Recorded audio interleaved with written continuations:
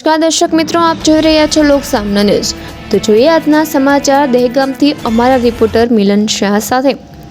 ગાંધીનગર જિલ્લાના ચિલોડા ગામમાં આવેલ એક નાસ્તા ઉત્પાદક એકમ સામે ગંભીર આક્ષેપો સામે આવ્યા છે।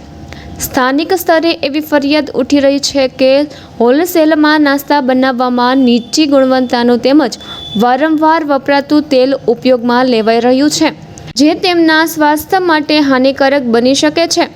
ફરિયાદોમાં એવા પણ આક્ષેપ કરવામાં આવ્યો છે કે સંબંધિત વિભાગના ફૂડ ઇન્સ્પેક્ટર દ્વારા યોગ્ય તપાસ અને કાર્યવાહી કરવામાં આવી રહી નથી, જેના કારણે લોકોમાં અસંતોષ જોવા મળી રહ્યો છે।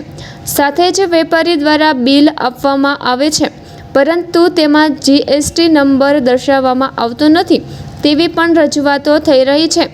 આ તમામ આક્ષેપોની સત્યતા અંગે સંબંધિત સરકારી વિભાગ દ્વારા તપાસ થયા બાદ જ હકીકત સ્પષ્ટ થશે।